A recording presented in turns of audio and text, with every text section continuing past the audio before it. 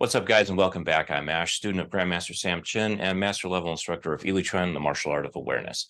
We're back today with another interview in our ongoing series, Martial Arts Are All One Family, celebrating the unique insights and perspectives of other martial arts experts. Today's guest is Paulo Rubio, an expert in Pekiti Tirsia Kali. Paulo is the author of multiple edged weapons training programs and is the mind behind the tremendously successful YouTube channel, Funker Tactical, with over 1 million subscribers.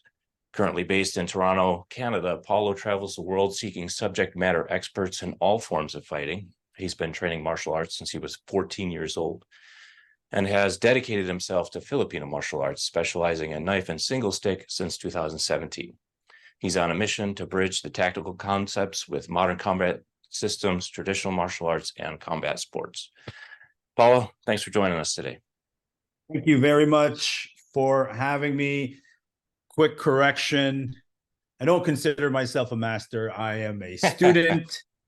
No, it's that's a weird one. But yes, thank you. Thank you for having me. I appreciate it. Appreciate your time.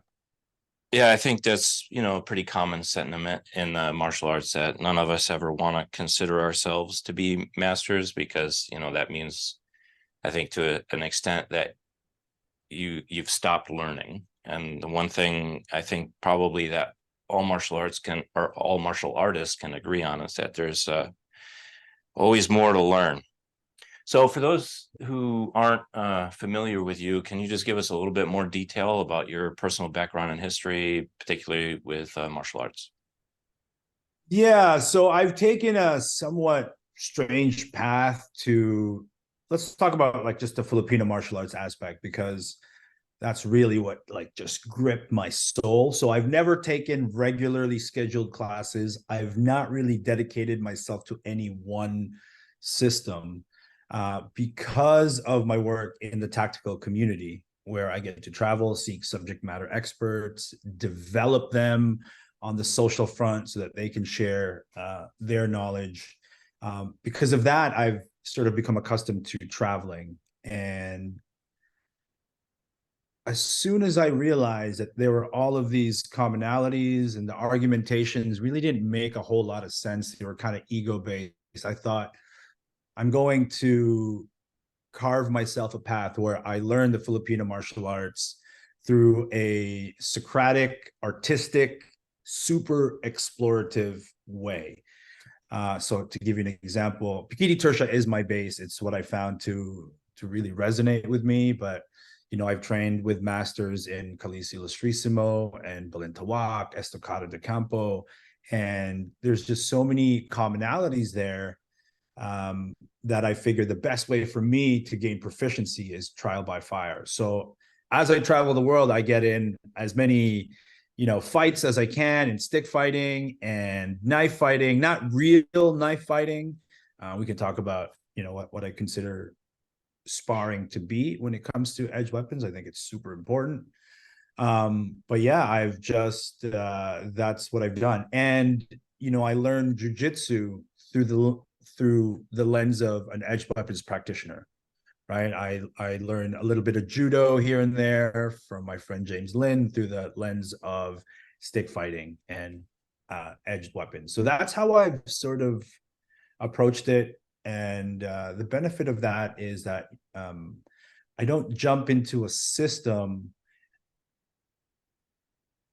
and that the figurehead or the instructor makes me start from the very beginning. Do that for 3 years before you get to learn the good stuff.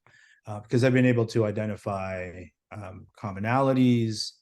And I also believe when I teach students, like I have students who have all sorts of different backgrounds, right? Muay Thai, Jiu-Jitsu, my son's a boxer. And so I take the Filipino martial arts principles and concepts, and I teach it in a way that, one, respects tradition, for sure, but also in a way that is specialized to the student. So if you're a boxer, you have great footwork and timing and distance management.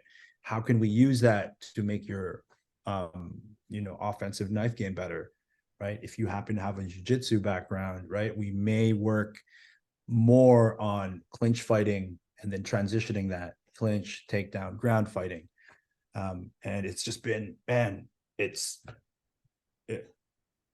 been so gratifying doing it in this way. And that's the way that I've done it. I know people have ideas about study one system, study it to the end before, moving on to other systems, or otherwise create a base. And I understand the value of that as well. It's just not how my journey panned out. And like, I do believe, like, for example, you, right? Like, if you decide to take Pikiti Tirsia Kali today and it's your first day, we're not going to ignore all of your training, right? We're going to utilize that training. We're going to find pathways so that you can enhance or complement, or just have something to think about when it comes to, okay, how are you going to approach this new martial art? Yeah. So that's it. That's what I've done. And I've been making videos all the way through. I've documented every bit of my journey. I show my faults. I show me getting my ass kicked and taking risks. And yeah, it's been super rewarding, super rewarding. So let me ask you, to clarify a little bit on, when you say tactical, what was your initial entry point into that world? Like, how did you get involved with that? Yeah, so that started, there was a friend of mine, his name is Chris Dupuy, and he had come back from Afghanistan. I'm a civilian through and through, by the way. I've not signed a dotted line. I wasn't a badass, cool guy who did all those amazing things. But he'd come back from Afghanistan, and he was kind of struggling and looking for purpose. And then this thing, right? PTSD was sort of something he was dealing and coping with. So I had a skill set. I can tell stories. I can film, I can edit. So I'm like, hey, let's meet up. Let's tell your story, share it with other people, and see if, there's a community we can build around this. So all of a sudden I was just like surrounded by soldiers all the time, combat veterans, law enforcement veterans. And I'm like digging deep into who they were as human beings. And just by that association, I met another dude. It was a Funker 530, and his mandate was just showing combat footage on YouTube, and he wanted to monetize it. I'm like, I don't know. Let's go create a tactical division where we can pool all of the experiences of, our network, put it to good use, create training videos that we can monetize, and see where it can go. And then all of a sudden, like, I'm going to SHOT Show in Las Vegas, having cigars with, dudes who make missiles, and, I'm friends with Chris Barrett, and it just kept boom, boom, boom. And I just kind of got dragged into it through my work with combat veterans, leading into the tactical. And then once, my storytelling really resonated with the tactical community, I just found myself in a lot of crazy environments, learning from subject matter experts that people don't get to hear from. I have stacks of hard drives of unreleased material, just because some of the units that I've filmed training with the subject matter experts that I found, I can't post it up for OPSEC or personal security reasons, or it's just not ethically right to publish it. Things like small team tactics, right? Like, I don't publish any videos of small team tactics, 3, 4 man, 6 man group, because I think that can be a little bit dangerous. Or we don't show the totality of it anyway, show highlighted pieces. Or, I've created like CQB content for law enforcement, but then the people who buy that are kind of, they're vetted through security gates. Yeah. Okay. So that's where the tactical side, right? Because at the end of the day, law enforcement, military, they're concerned with outcomes, like, yes, they have tradition, but if the tradition is going to get people killed, they're going to do away with that. And so I found that some traditional martial arts don't have that, or aren't so willing to talk about it publicly, right? And so this is where I kind of blend, modern combatives, tactical concepts and philosophies into traditional and sport, because the commonalities matter way more than the differences. Right. So let's go back to we'll switch gears and let's go back to talk about the Pikiti Tirsia a little bit more in detail. So can you tell me about the overall philosophy, concepts, and principles of Pikiti Tirsia as a system? Yeah, so Pekiti Tirsia is very heavy on distance and proximity management, fueled by really aggressive footwork. It is a system that is incredibly vast. And I think the reason for its vastness is because somewhere down the line, there were certain people that wanted to curate infinity and chaos, right? There's a million ways that two knives can clash, two swords can clash, individual, battlefield, small teams. And Pikiti Tirsia, it's the art that's trained by the Force Recon Marines. It's a super, like, the community of Pekiti Tertians, for the most part. There are some exceptions. I belong to the Pekiti Tirsia Tactical Association. There are others, but we're really heavy on, pressure testing, evolution while respecting tradition, and sparring/fighting. There's a blurred line sometimes between, hard sparring and fighting. And so that's Pikiti Tirsia Kali in a nutshell. There are hundreds of different, Filipino martial arts systems.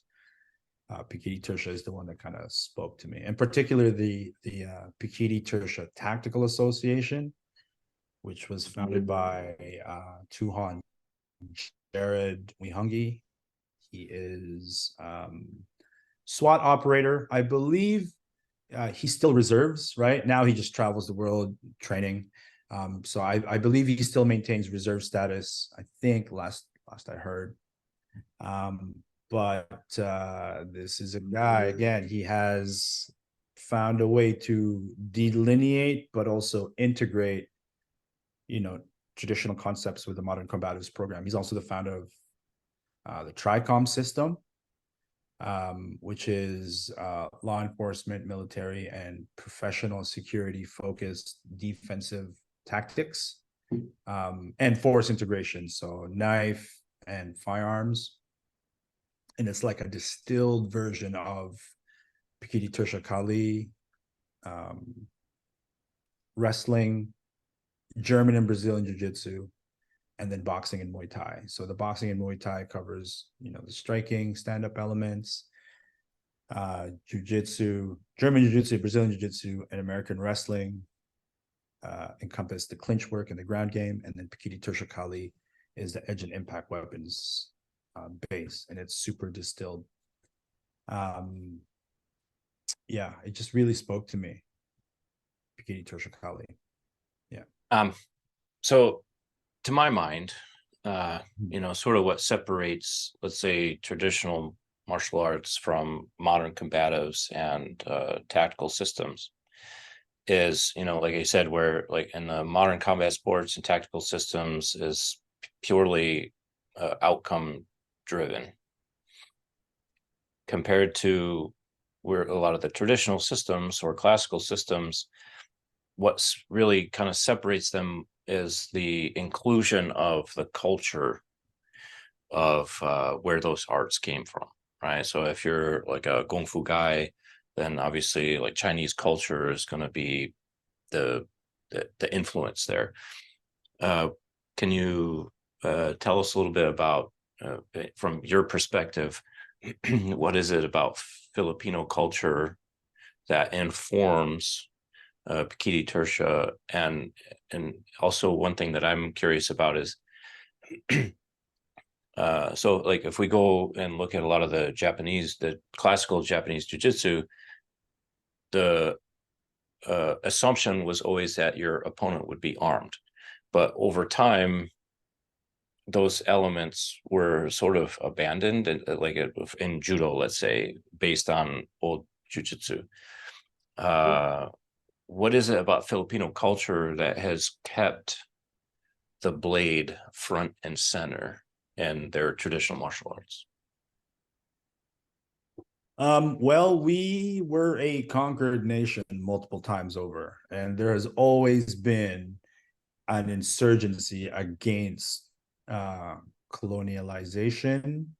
And even to this day, it's still very much in rural areas a bladed culture, right? There's agriculture.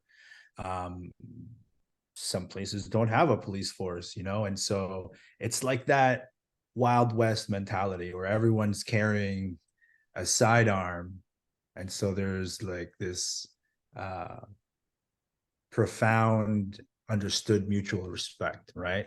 And so that's how Filipino culture informs Pikiti Tirsia Kali. It's also very tribal based. So a lot of the concept, and especially in Pikiti Tirsia Kali, is concerned with dealing with another person who's armed in a multiple attacker weapons-based environment, right?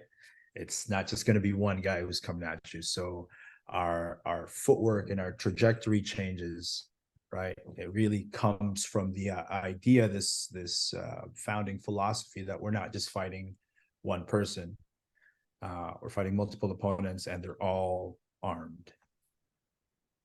How much of it do you think maybe is just a reflection of the physical environment of the Philippines, right? Like if you're in a dense jungle environment, a machete Right. or some kind of bladed weapon is just a factor, or just a blade as a matter of utility is just a reality of everyday life. So there's a few ways I can speak to that. You're absolutely right, right? And this is one of the arguments that I get into with the Filipino martial arts community, right? Because my belief is that we ought to be able to transport the concepts to any environment. However, there are some Filipino martial arts systems that focus on close range fighting because it was developed in the narrow streets of Manila, Tondo. There are some that have really pronounced footwork because they were fighting in mud and sand and jungle environments.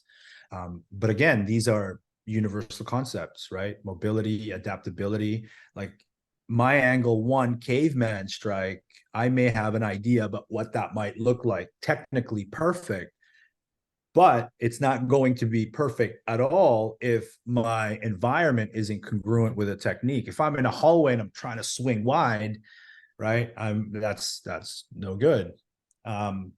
So what I like about Pikiti Tirsia, and particularly the PTTA, is that it really lives up to this idea that it's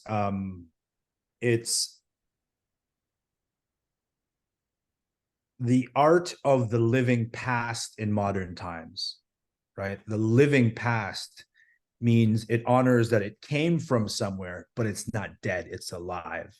And so it is a living, it's the art of the living past in modern times. So it needs to be supremely adaptable, right? And that includes this, like, some people think like you need 10, 20, 30 years to get good at Filipino martial arts. And I'm like, maybe give me 4 weeks and I'll get you proficient in fighting in it, because that's where it came from, right? It came from this idea that we have to train these farmers and these regular folks, and we're marching into battle like next week, right? With the tools that we have.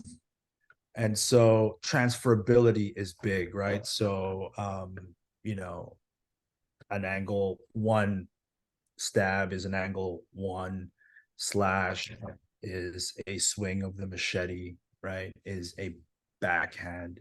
And so it really, and I suppose that's why it resonated with me, right? Like it's supposed to be adaptable. You're supposed to be able to be proficient quickly. And then you can spend the rest of your time with refinement and mastery and exploration. You should be able to fight pretty damn quick with it. Right. Basic proficiency and mastery are two different things. Right. So can we talk a little bit about the stick? So from my perspective, my thoughts are that, you know, the stick is a stand-in for training with a live blade. Is that an accurate observation, or are they completely different tools? Yes and no. This is a long-standing argument in the Filipino martial arts community, right? Some people are like, the stick is meant to be a sword, so certain techniques don't apply because your edge orientation is off, where there is no edge with a stick. You can hit with any part of it. So you're absolutely right. The rattan stick is a placeholder for the sword or the machete for certain groups. And for me, I flip flop. Like when I'm stick fighting full contact, in one moment, I'm like, okay, I'm stick fighting because that's super primal and awesome. So I'm just stick fighting. And then I'll take a moment on the next clash and I'll be like, I'm going to respect this as a placeholder for a blade. I'm going to be a little bit more elusive. I'm going to put a little bit more pre-clash strategy. I'm going to bait and gauge what you do so that I can capitalize on that. But yeah, it's both. A stick is just a stick, but a stick is also a sword. But it doesn't work the other way around. Like you can't Right. have a sword and treat it like a stick. Yeah. Right. So Yeah, that's I a mean, big argument in FMA, man. Like you should go on an FMA forum and just be like, oh, isn't a stick supposed to be a sword? And then boom, you're gonna have like the whole community. Well, it depends on the system, blah blah blah, and then they're gonna start arguing with each other and name calling, and then boom, yeah, toxic. easy way to start a flame war. Yeah, Uh, yeah, because I asked because I remember you know, a lot of the videos that I've seen, let's say like of the old Dog Brothers full contact stick fighting tournaments, and just some observations that I had of those matches where it's like, okay, either, you know, it definitely becomes more narrowly focused, I guess, in terms of your application of different techniques if you're going into you know, the situation that you're stick fighting in mind.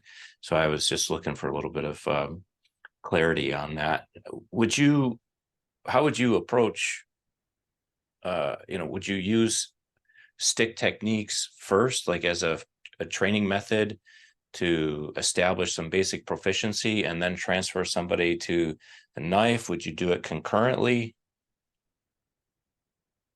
I do it concurrently. Yeah, absolutely. Um, and again, my philosophies are a little bit different, you know, because I believe in principle-based learning. I feel like as long as the lessons that I throw at my students adhere and are congruent with those same principles, I can throw a million things at them. They might not get it right away, but they'll understand why we're doing it and how one can complement the other. The thing that I have an issue with this Filipino martial arts philosophy of transferability of skill is that some people believe it's a magic pill, right? Like I'm pretty damn good with single and double stick. And some people who, you know, wave sticks around in the air think that all of a sudden they got hands, like they can throw down with hands. I'm like, some things require modification, number one.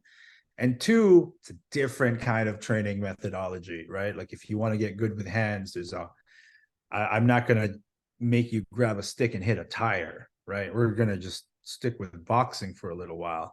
And I think folks who do like, the dirty boxing stuff, and some of the complex movements, which I think is brilliant, but you need to have a good base boxing foundation first, right? You should be able to have like a pretty decent jab and can see that punch coming, parry, 1-2, 1-2-3. And that's the beautiful thing about boxing. You can learn all the boxing techniques in a day. Doesn't mean you'll be good at any one of them, right? And so I think the issue, if I can identify one with Filipino martial arts empty hands, is that they can sometimes have the tendency to approach empty hand work the way they approach knife and stick, which is what's the next drill, what's the next technique, what's the next 12 count combination. Whereas like with empty hands, I believe in a different, separate approach first before we integrate that in. Yeah. So like how would you, let's say, approach training somebody from zero? What is the sort of the curriculum, just a broad 10,000-foot view of the overall curriculum of Pikiti Tirsia? From Pekiti Tirsia, it's footwork and fundamentals. That's pretty much it. And there are certain drills that challenge your understanding of those fundamentals, and challenging by way of timing, decision making under stress, line familiarization, developing your attributes of speed, power, timing, precision. Things like grip strength, I think, really matter in all fighting. But if I were to teach somebody fresh and they wanted to learn the art of Pikiti Tirsia, it would probably be 5 strikes, all the footwork models, and 1 or 2 defenses. And let's get good at those as we have fun with, because the flow drills are really fun, but they have a high rate of diminishing return, right?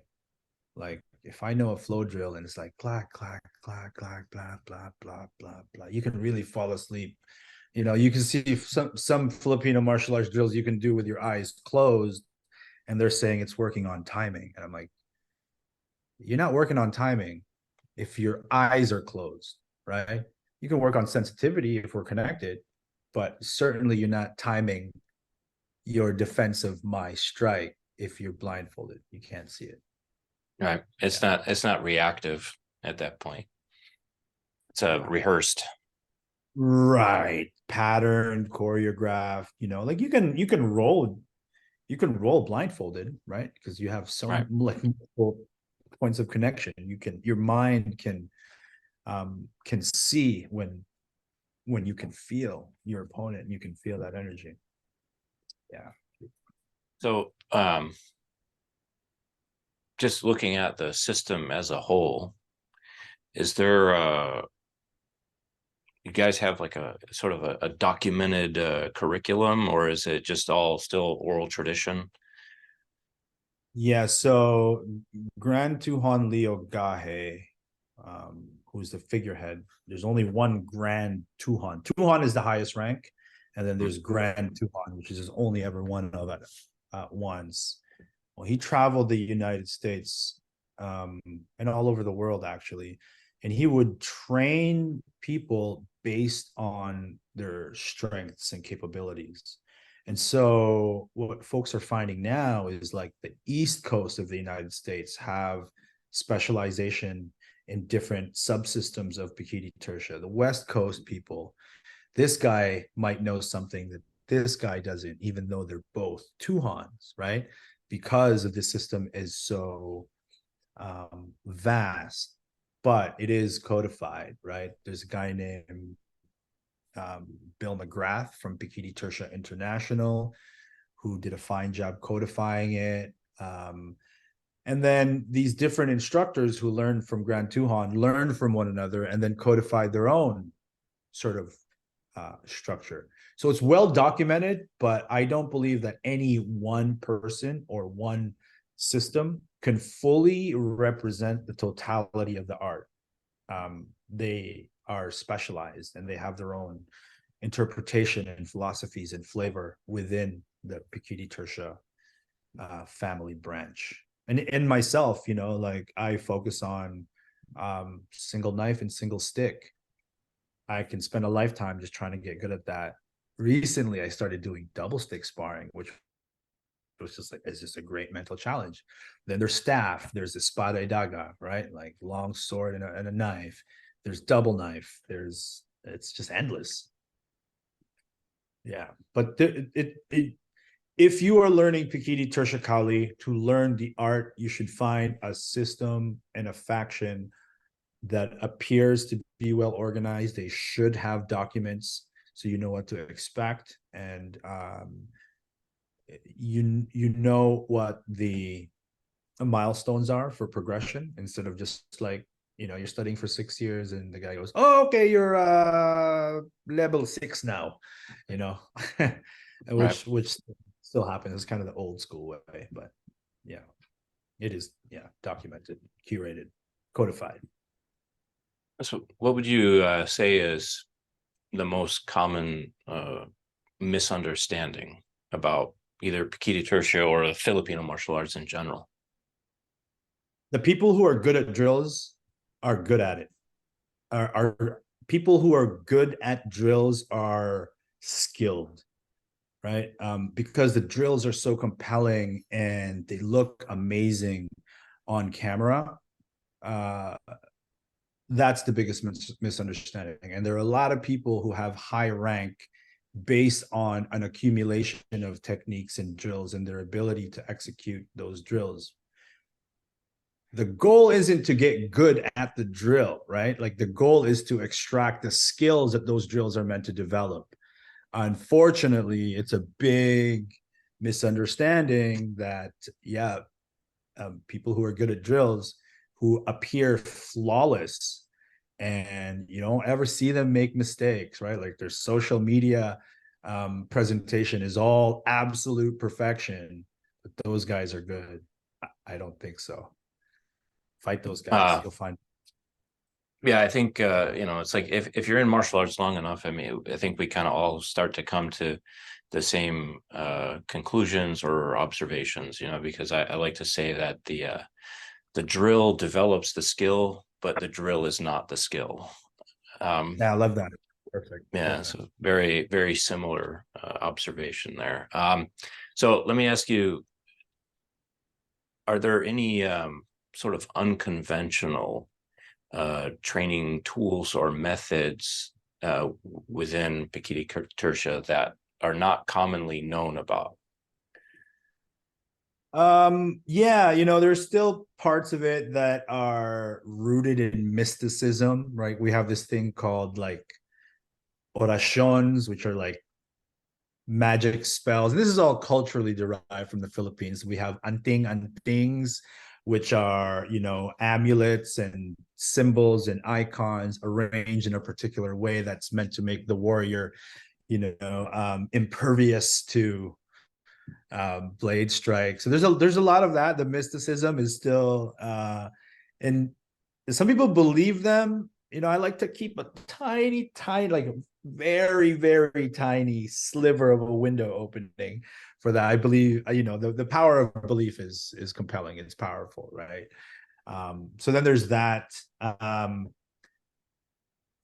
There's also like a lot of cool stuff, like, you know, step waist deep in the ocean and practice your lateral strikes against you know, the water, and like just all sorts of really cool slapping the water and like slapping rocks and slapping coconut trees to condition. There's a lot of those. Some people do live blade training, which I don't necessarily agree with. Yeah, I think live blade training outside of solo training is kind of ridiculous in my opinion. Some people think it's cool though. Well, especially you know, with all the tools that we have at our disposal in the modern age, like we were discussing before we started filming, all the CERT training devices available. It gives you, some realistic feedback, but without the catastrophic risk associated with live blade training. Well, when two people are training with live blades, their primary objective is not to stab their training partner, which is contrary to what we're actually trying to do, right? So with a safe training blade, I can go full force and really try to go after you. If we're using live blades, we're kind of just doing a little cool guy dance, which Right. I guess it's cool. It's fun. I've done it. I'm just like, really doing this pattern and with live blades, and it's not really training. It's fun. Right. Yeah, I think that it's like the risk versus reward ratio at that point diminishes quickly. It's good for social media. Yeah. Yeah, it's good for social media.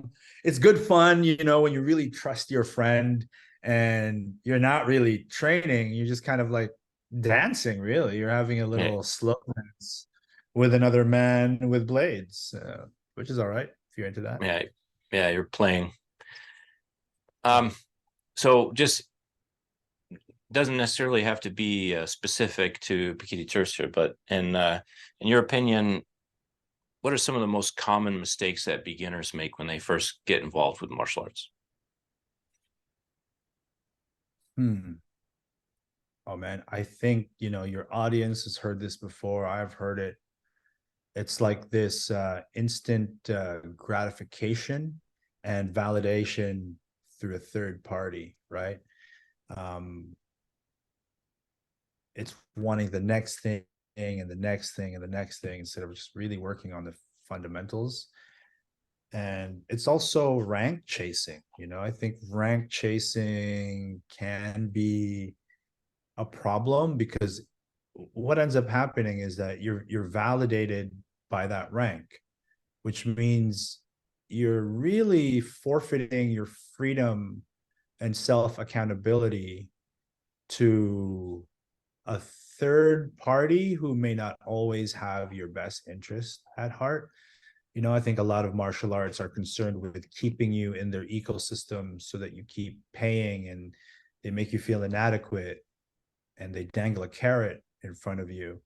But if you can find a way to find validation internally and or outside of that organization, right? Maybe I take, karate, but then I got a group of friends and we just, pressure test stuff in the garage, right? Then I can know if my high block and my low blocks are valid for me. And so my validation comes by way of my experience and not necessarily just somebody's nod, here's your rank. So don't be a technique collector, don't seek immediate gratification, and don't be defined by your rank. Don't be defined by that, right? And that goes, if you're a black belt in jiu-jitsu, you can get tapped out by a purple belt, right? And that should be okay, right? Doesn't mean that black belt wasn't earned. It just means maybe you got some stuff to work on. Yeah, I think that's one of the bigger drawbacks in the culture around traditional martial arts in general. Like you said, where say somebody gets involved with a particular system or style or whatever, and they're in it for a while, and then they make it their personality, right? It's like they're identify themselves with that rank or whatever, and so then they don't even want to risk the possibility that they would, let's say, like lose face, right? Whereas like if you step into any BJJ gym anywhere, it's just you tap, right? That's just part of training. It's normal. It doesn't matter like what level you are. And I think that creates a little bit more of a healthy sort of mindset, keeps the ego in check, which is, and especially in traditional martial arts, that's one of the things that we talk about all the time, right? It's like as staying humble, but I mean, there's no better way to stay humble than to lose regularly. Yeah. It's unfortunate for the, Filipino martial arts is that, we're talking about blades, right? So you do have people, it's a supply and demand issue, right? You want people seeking certainties and absolutes. And then, of course, you'll have no shortage of people who'll say, yes, if you do this technique, I'll do this defense and counter you. And I definitely got you. This line beats that line. And because of that, there's a lot of Filipino martial arts practitioners and instructors that they just stop sparring and pressure testing and just honestly taking account of their skill set as they grow older, for example, right? Like 30-year-old me is not going to be able to do, or 30-year-old me is going to be able to do a specific kind of, agile footwork that 60-year-old me is going to have to adapt and modify. But if I don't ever spar, if I don't ever put myself in uncomfortable situations anymore, then I'll just kind of rest on my laurels and be that kind of an instructor, right? Just do this because trust me. Okay. So if you had some advice for somebody that's looking to get involved with martial arts, they don't know what style they want to train, how would you suggest that they go about figuring out like what's going to work for them and then how to find the best teacher possible? So I'm going to give you a very pragmatic answer, right? Is take the martial art that's closest to your home. Just it's going to keep you in the game long enough. It's going to put you in situations that may be uncomfortable. You might meet new people. You might figure out like, this isn't for me eventually. But I think location and proximity to where you live, the ease of which you can get to that dojo, that academy, that gym is really, really important. Aside from that, let's say you lived in a place where you had a whole bunch of choices, right? You had your taekwondo, karate, jiu-jitsu, Muay Thai, boxing, Filipino martial arts, Krav Maga. It's all there. It's all available to you. Take trial classes and don't pay so much attention to the trophies on the wall or what the instructor and owner has to say. Get to know the community, right? And you'll soon find out like the kind of people that go there. So really scrutinize and examine the community, the people that are there, and just have fun with it. Just have fun. Just go do it. It's martial arts, man. Like I think sometimes we try to ask kind of too much from it, and when it fails to deliver on that, that's kind of when we drop off and we don't end up training anything, right? I want the martial arts to be this, and I want my instructor to be my daddy and my counselor, and it's going to fix all my problems. It can do all those things, but find something that you enjoy. Or the short answer is jujitsu. Just Hard to go wrong. Just go take a jiu-jitsu class. Yeah, if you're all right. So as we're getting ready to wrap up here, I always like to ask my guests, what's one book that you've gifted most often or would recommend for somebody involved in the martial arts that you think is going to help them on their way? It doesn't necessarily have to be a martial arts book, but something that's going to help them break through. I would say two books. Actually, no, dang. Predictably Irrational by Dan Ariely is really good. Predictably Irrational. And it just goes, it's a very easy read, but it's quite a complex topic. And it's just about understanding the hidden forces that motivate our decisions, right? Why we feel certain things, why we tend to overvalue something, right? And this goes to identity politics when it comes to martial arts. I don't believe in that drill you do, right? Oh, you're insulting my integrity. So yeah, predictably irrational was a huge game changer for me. Also, the Talent Code is a great book. And The Subtle Art of Not Giving an F. Hmm. None of those are martial arts books, by the way. Right. I mean, that's sometimes that's better actually, because I think probably both of us can agree that never gonna learn martial arts from a book. But the right books that have a way of, I like to use like tune the mind, right? That help, that help you more broadly. I almost forgot actually that I had sent you that clip, right? So I wanted to get your thoughts on that. So because there's a lot of the traditional martial arts, traditional Japanese jiu-jitsu in particular, right? One of the fundamentals is grab my wrist, right? Aikido is another one, grab my wrist.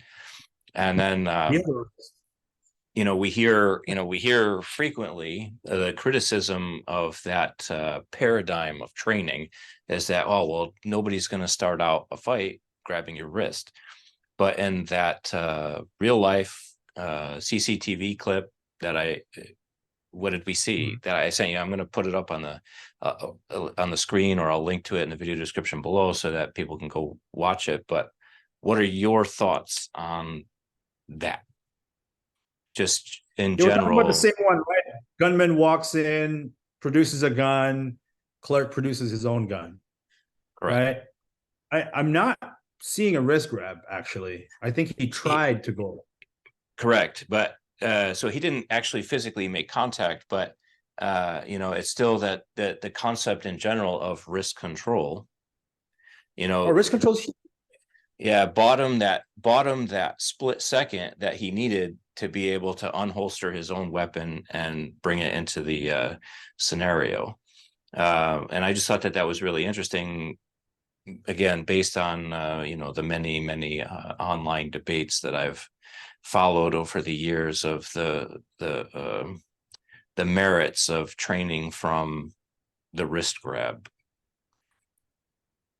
Yeah, I mean it's understandable because of the methodology of how people train the wrist grab it like this.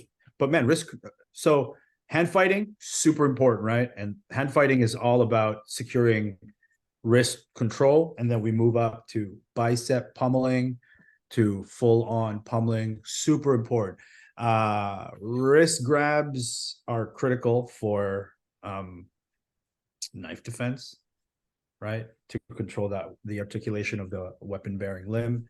Super important. Again, it's how we train it. It's how we train wrist grabs. It's that matters. But yeah, I was thinking about another thing on that is like, whew, the guy had the gun out,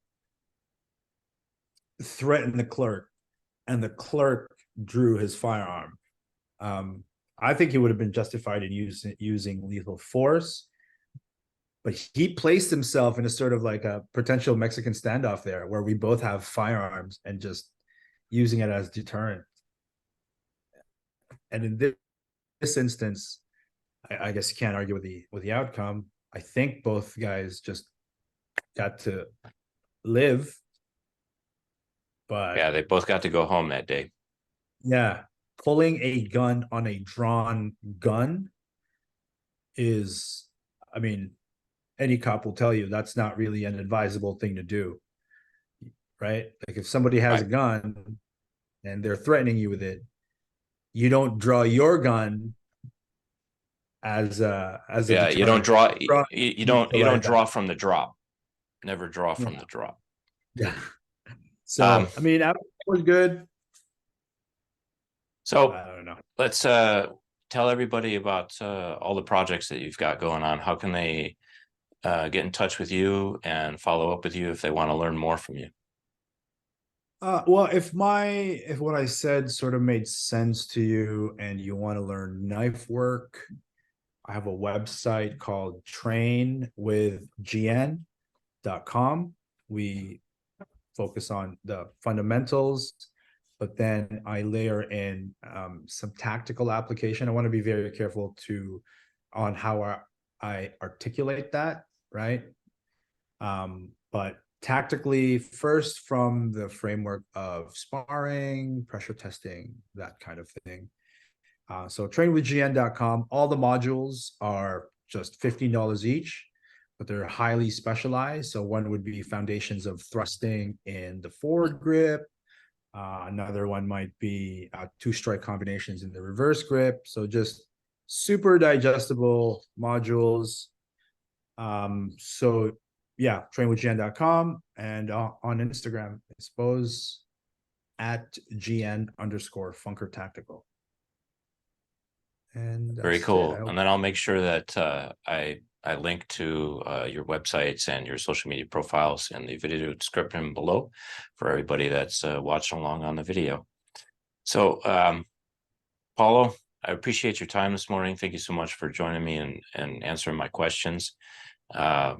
You know, I have a feeling that we could do a dozen more of these, and I'd come away with something unique each time. So I hope people enjoyed this episode as much as I enjoyed talking with you this morning. And we'll wrap up here. I appreciate you, bro. Thank you so much. I thought your questions were really insightful, and I appreciated you asking them. So it was a pleasure being here. And thank you to all of your followers and listeners as well for giving me the opportunity to share some of my thoughts with you.